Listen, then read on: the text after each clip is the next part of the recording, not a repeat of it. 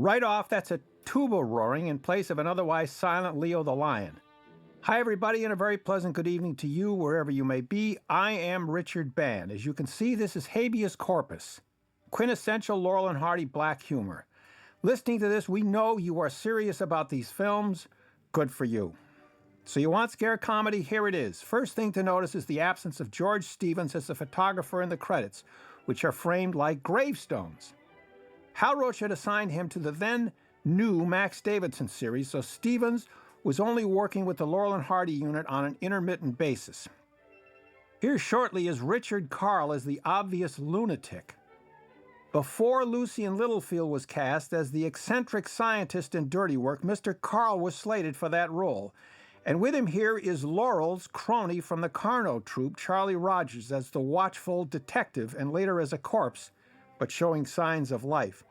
If we hadn't seen Habeas Corpus before, we wouldn't know. This is a continuity error here, as Hardy isn't supposed to have paint stains on his sleeve until later when he tries to climb that street sign. So the film was not shot in sequence. In fact, the wet paint signpost scene was the first camera setup on the evening of July 16, 1928, which was the first night of shooting, and they worked from paragraphs 12 through 17 in the shooting script. And there are some other continuity errors here where things don't exactly match from scene to scene, but we don't care about that, do we? No, we don't. The poor hapless boy should have known Richard Carle was crazy, but he offers them, of all people, he offers them $500 to rob a grave, which is just shy of $9,000 in today's inflated money. The few interiors which open the picture here were shot on stage 2 on the 7th day of filming on a Monday morning at 8:30 a.m. Then that Wednesday, Stan Laurel was out ill for a few days. Principal photography and retakes on Habeas Corpus covered the dates from July 16 through August 8, 1928. They had to suspend production, as I say, when Stan Laurel took ill the second week. During that period, George Stevens was lining up shots elsewhere in both Max Davidson and Feed 'em and Weep, and Charlie Chase in a film called All Parts. So here are Stan Laurel, age 38, and Oliver Hardy, age 36, looking great in their prime. And reminiscent of One Good Turn, we just saw the boys as vagabonds, begging for a piece of buttered toast. So cinematography for the domestic negative, instead of by Stevens, is handled here by Len Powers, whom we associate with Hal Roach's beloved Dippy Doodad series, and John McBurney side by side for the export neg. Powers later lends the music box. He often worked with Charlie Chase, and the crowing rooster we see in titles for the Pathé films was shot by Powers. The detective is Leo Sulky, and shortly we'll see a cop who's Charles Bachman, sometimes a writer at the studio. The other fellow's name, lost to history. The genesis for this picture. Keaton made The Haunted House. Lloyd made Haunted Spooks. Our gang had just made spook spoofing, and Habeas Corpus would use the same cemetery gate and gravestones as seen in spook spoofing. In 1925, Stan Laurel directed a story he co-wrote to launch the new Clyde Cook series, Moonlight and Noses. Cook and Noah Young have the Laurel and Hardy roles in this dry run for Habeas Corpus. In 1927, the boys similarly find themselves in a graveyard for Do Detectives Think? They filmed these dark, spoofy graveyard exteriors, which we're about to see, on the back lot and bordering and adjacent to Hal Roach Studios on the southwest side, using one of the access streets which dead end at the studio loading docks. It would have to be Carson or Lindblad or Kruger or Hubbard. The casting sheets don't say. They should, but they don't. Now, a lot of producers would have shot this picture day for night using filters or on a stage, where they could control the lighting, the weather, the wind, the public, the traffic, etc., and save money. Money, money, money. Look how much better, how authentic this is instead. We shouldn't take it for granted, but the call each day of shooting, the first week, was for 7:30 p.m., and they'd work past midnight each day. There were no unions there then to wreck everything. The signpost with wet paint gag coming up shortly, you can see again in big noise. That is, if you can stand to watch the big noise. And by the way, why would workers have painted a street sign at night to still have it wet in this scene? Why? Because they wanted this gag, that's why. P.S. In the big noise, the boys reference a town in Texas. And Hardy means to say Corpus Christi, Texas, but, air quotes, mistakenly says instead Habeas Corpus. Of course, we know what he really means. And by Hardy's look, we know that he knows that we know that.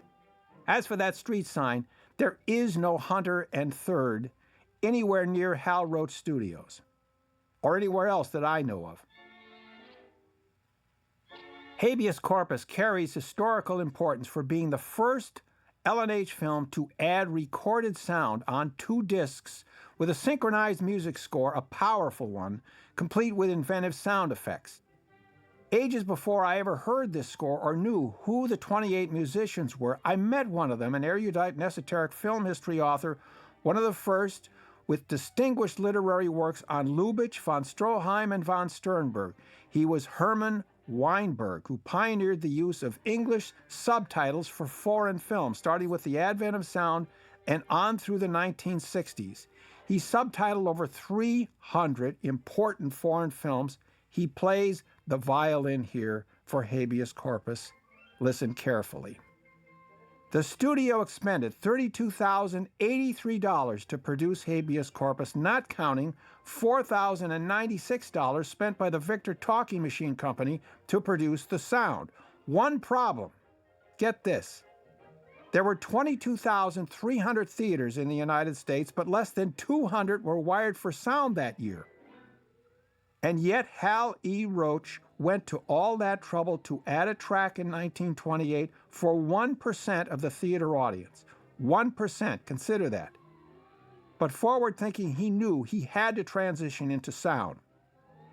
In addition, Metro, as the distributor, spent $13,574 on prints and ads, bringing the total negative cost to $49,753. And for some price level change perspective, that's no less than $875,304 today.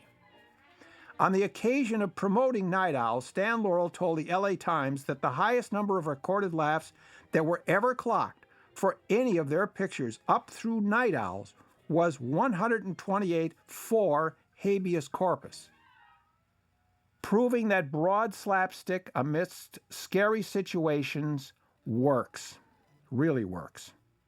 And that's the same cemetery gate you see in Our Gang spook spoofing. So as body snatchers, they top Battle, Big Business, Liberty, and Two Tars. That's a big deal. But you have to see these films in a theatrical situation, in the dark, with an audience, uncut and without interruption. That's when you're going to hear 128 laughs. Not on a cell phone or a laptop, and not on TV with the lights on and kids running around. 30 years later, in 1961, writing to a fan, Stan Laurel said of Habeas Corpus, quote, "It was a really funny short, even though the idea was gruesome." End quote. And coming up, that's Harry Wilde as the Night Watchman. It took me decades to identify him. In a perfect world, all silent Laurel and Hardy should look this good. We have stunning pictorial quality here, like you could walk right into the frame, and then right through those cemetery gates if we dared to. The status of the preprint material at this point is too involved to delve into here, except to say that the conversion, restoration, and preservation that I supervised for Munich was in 1993, and even then, the nitrate domestic camera day was missing some textiles and was seriously decomposing in 3 short sections of reel 1. But we see no evidence of that here today. Thank you, Serge Bromberg.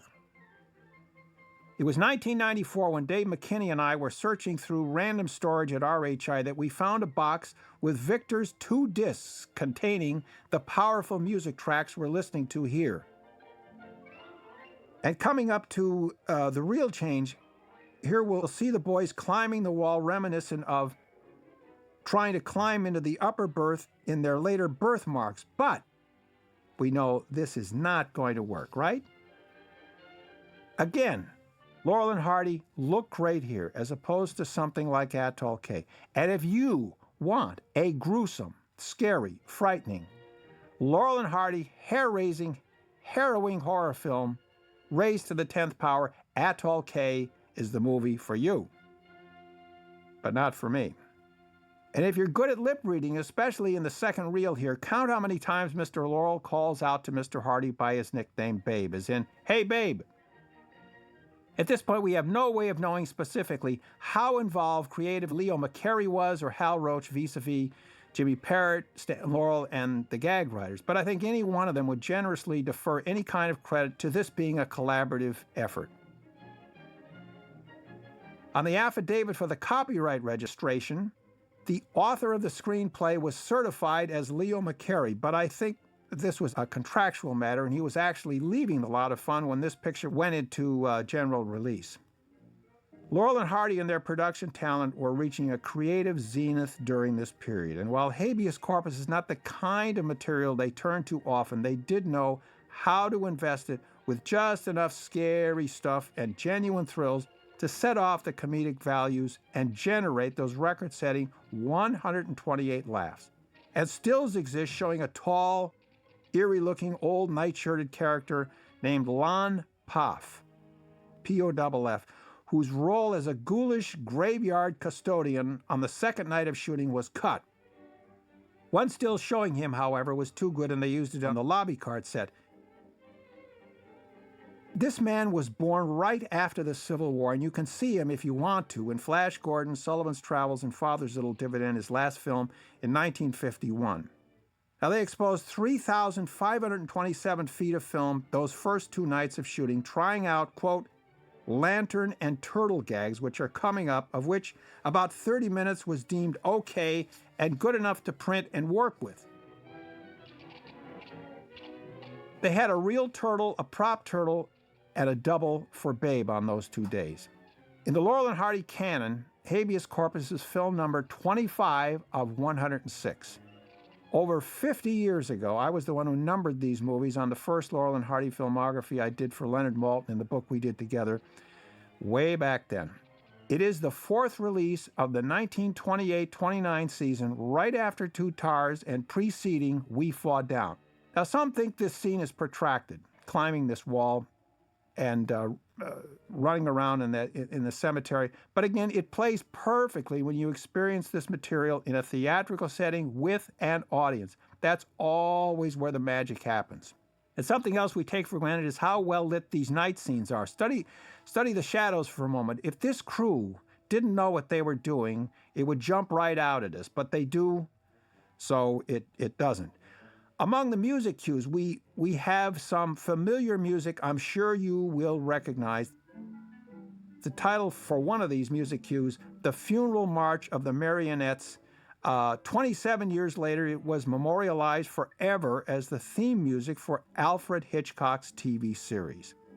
Titles on some of the other macabre orchestral cues for the incidental music score include A Cannibal Carnival, Sketches, Dance, Barbare from Congo, Storm Music, and Mysterioso. There is no other Laurel and Hardy film with an amazing score like this one. The sequence here with the hand claps involving Rogers and Laurel was reworked, of course, a dozen years later, as you know, I'm sure, in A Chump at Oxford. In refining his characterization through the years, Stan would become less animated and more nuanced than the frantic pace he sets here, tangling with a fluttering bat, frightening him on the third night of work, a business that they would revisit again shortly in the Laurel-Hardy murder case.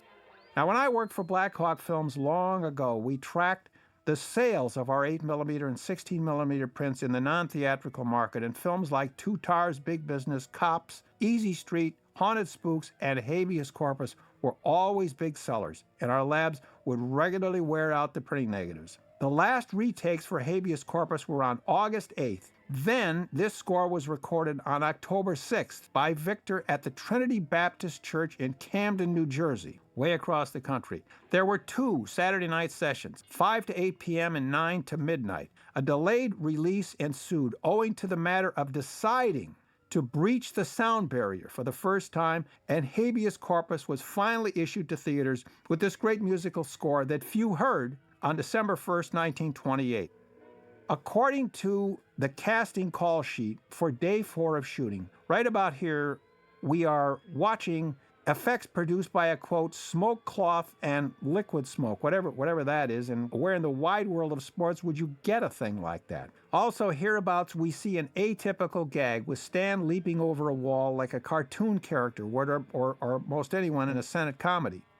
The Hollywood trade papers carried stories like this one from Exhibitor's Daily Review. Quote, by the terms of contracts just signed between Hal Roach and the Victor Talking Machine Company, the Hal Roach Studios in Culver City, California will be allied for many years to come with the reproducing facilities of the Victor organization. This means the public will hear the Our Gang kids, Stan Laurel and Oliver Hardy, Charlie Chase, and other Hal Roach stars in talking pictures. The Roach Studios are the only ones whose sound reproduction is operated by Victor. In making the announcement of his contract yesterday, Mr. Roach, who left for the coast, said that the combined efforts of the Victor Company and Hal Roach Studios can produce a new type of entertainment that will be happily received by exhibitors and the motion picture field at large, end quote. Well, happily received, that is as soon as the exhibitors can afford to make the serious investment required to wire their theaters to carry sound.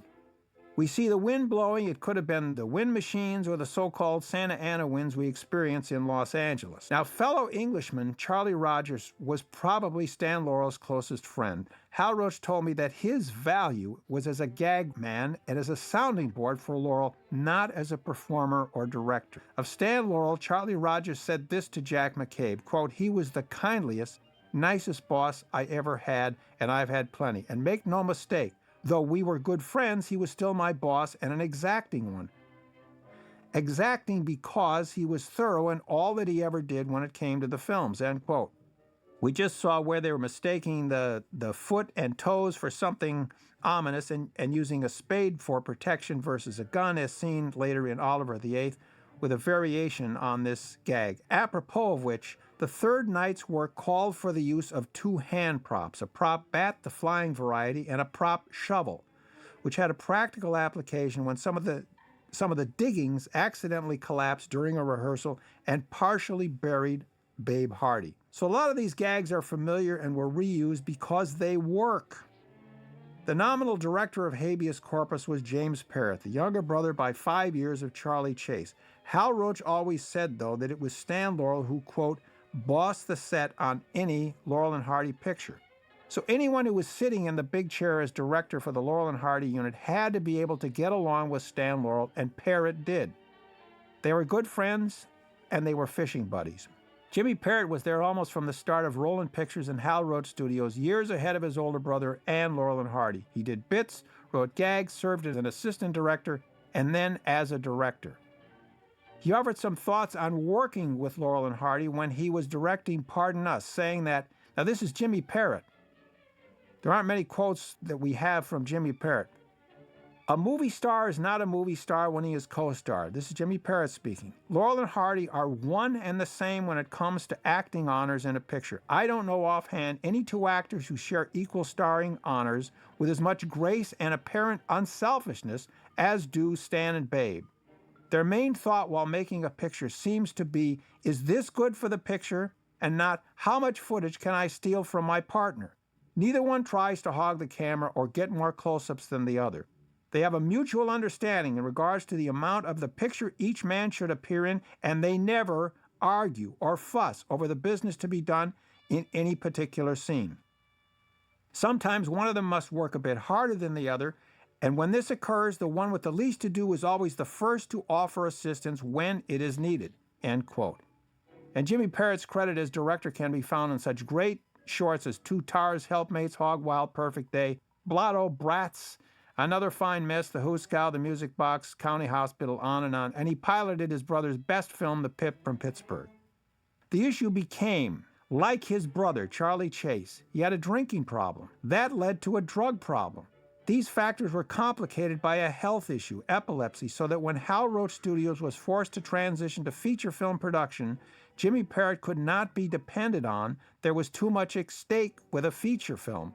Instead, he worked on stories and wrote gags for Way Out West and Blockheads.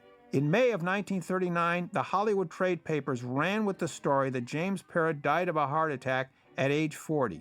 The walking body bag gag we've been seeing here can be traced to Moonlight and Noses, and in between to the Max Davidson comedy Dumb Daddies. Finally, for an ending different than and better than what the script called for, only in Laurel and Hardy land do we find mud puddles on street corners that are 6 feet deep, and it is always left to Mr. Hardy to plunge his dignity right down into what the studio's daily production sheet terms the mud hole. Was the water cold? Was it heated? Who knows? Well, I'm glad that's all cleared up, so until next time, I'm Richard Band saying Habeas Corpus, always a great time. I hope you enjoyed it.